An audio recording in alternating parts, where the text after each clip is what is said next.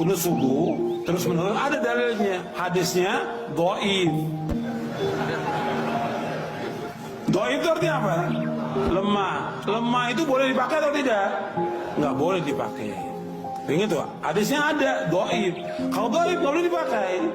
Bahkan ada sahabat bertanya, seorang anaknya dari sahabat bertanya, wahai ayahku, engkau pernah sholat di belakang belakang Rasulullah SAW, Abu Bakar, Umar, Uthman, Ali, apakah mereka kunut subuh? Dijawab oleh bapaknya, ai bunayya muhdatsun, wahai anakku, kunut subuh itu muhdats. Apa mana muhdats? Beda. Bahkan lebih tegas lagi di Sunan Nasai dijelaskan, ai bunayya bid'atun, wahai anakku, kunut subuh itu bid'ah. Kalau bid'ah nggak boleh kita ikut. Sekarang kalau kita sholat di belakangnya orang yang kunut subuh, ya kita memperbanyak baca pujian kepada Allah. Bisa kita baca Rabbana lakal hamdu terus, kita ulang-ulang sampai 10 kali nggak ada masalah. Bahkan Nabi pernah membaca li rabbil hamdu li rabbil hamdu li rabbil hamdu li rabbil hamdu terus sebanyak-banyaknya. Saat itulah saat memuji kepada Allah. Mereka kunut, biarkan mereka kunut, kita baca pujian kepada Allah, jangan ikut kunutnya dia. Tapi kalau dia sujud wajib ikut, karena kita bermakmum dengan imam. Nggak boleh kita menyalahi imam. Tapi ketika dia berbuat beda, nggak boleh kita ikut bidahnya. Jelas? Kemarin banyak persoalan-persoalan tentang kunut. Kunut itu bid'ah katanya Ustaz. Begini. Anda boleh punya pendapat, tapi Anda jangan lupa ada ragam pendapat dari para ulama. Maaf ibu bapak sekalian, keterangan hadis kunut itu bid'ah terdapat di hadis ada An-Nasai, ada juga di Al-Bukhari. Turunkan semua hadisnya. Anda tahukah Anda riwayat hadisnya itu juga kunut? Imam An-Nasai mazhabnya Syafi'i, beliau kunut. Imam Al-Bukhari mazhabnya Syafi'i, beliau kunut. Saking objektifnya, beliau riwayatkan tentang sahabat yang tidak kunut. Kenapa beliau tidak kunut? Karena dalam hidupnya tidak pernah melihat Nabi kunut. Sahabat ini, tapi kan yang lain banyak sahabat juga. Di ketika Nabi berjalan, tidak semua sahabat ikut. Nabi ke Badar, sebagian sahabat ikut. Nabi ke Uhud, sebagian sahabat ikut. Tidak setiap tempat sahabat ikut semua. Saya mau ke Uhud ya, semua Madinah ikut ke Uhud. Madinah kosong. Saya ke Badar ya, saya ke Taif ya, apa semua ikut? Tidak, semua menyebar. Makanya ketika Nabi perjalanan, sebagian sahabat ikut.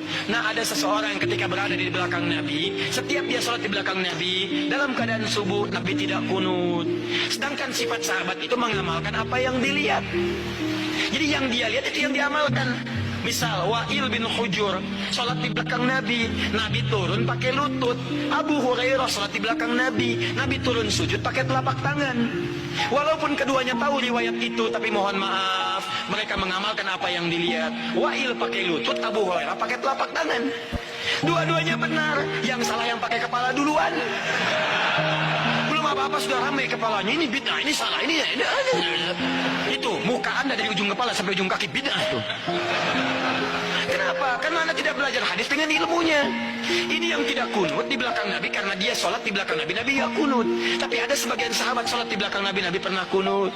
Ada Abdullah bin Umar, Nabi mengajarkan kunut pada Al-Hasan cucunya. Dari situ disimpulkan oleh ulama. Apa kesimpulannya? Yang mau kunut silahkan. Maka Imam Malik kunut, kunutnya sebelum ruku disirkan. Imam Malik itu Masya Allah, anak sahabat besar.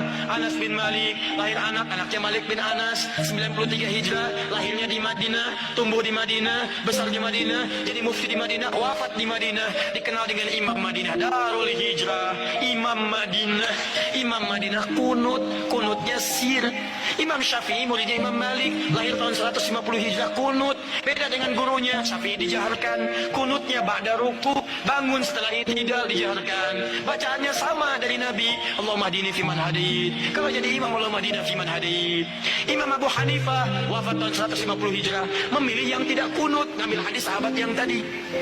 Karena kata beliau asalnya tidak kunut. Ada kejadian di Bir Maunah, Nabi kunut, setelah itu tidak kunut lagi. Maka disimpulkan kunut itu menurut saya tidak ada. Karena sementara saja, setelah itu tidak ada. Maka kembali ke asal, tidak ada kunut. Abu Hanifah tidak kunut, diamalkan itu dari yang tadi. Imam Ahmad datang kemudian, lahir tahun 163 Hijrah. Imam Ahmad muridnya Imam Syafi'i. Syafi'i, Syafi'i muridnya Imam Malik. Imam Malik masa yang sama dengan Imam Abu Hanifah, wafatnya duluan Abu Hanifah. Apa yang terjadi dengan Imam Ahmad? Kata Imam Ahmad, saya ambil yang pertengahan, tengah-tengah saja. Ini kunut jahar, ini tidak kunut. Saya ambil tengah-tengah. Apa tengah-tengahnya? Nabi kunut saat ada peristiwa besar membutuhkan doa.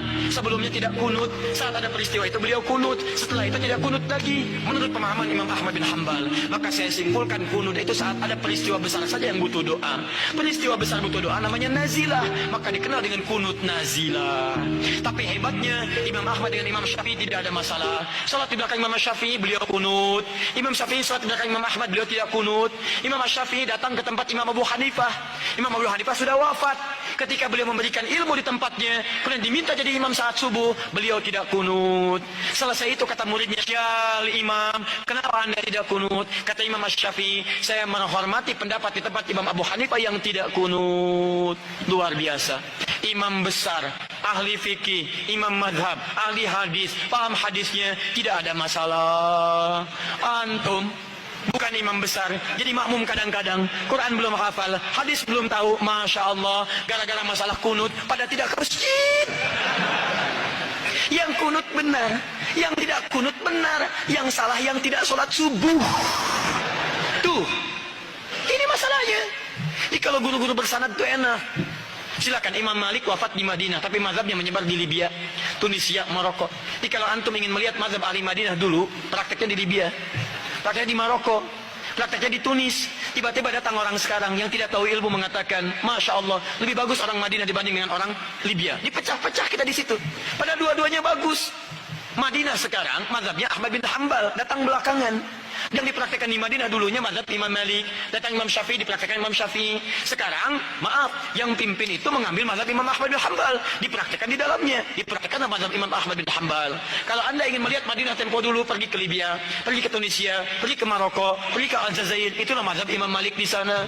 Kalau ingin melihat kekinian, pergi ke Saudi, ada di Ummul Qura, ada di Madinah, ada sekitarannya mazhab Imam Ahmad bin Hanbal. Kalau ingin Imam Syafi'i, pergi ke Mesir, pergi ke Syria. Kalau ingin lihat Imam Abu Hanifah, pergi ke mana? Ke Pakistan, ke India, sebagian Cina. Kalau ingin melihat keempat-empatnya, Abu Hanifah, Malik, Syafi'i, Ahmad bin Hanbal, pergi ke Indonesia.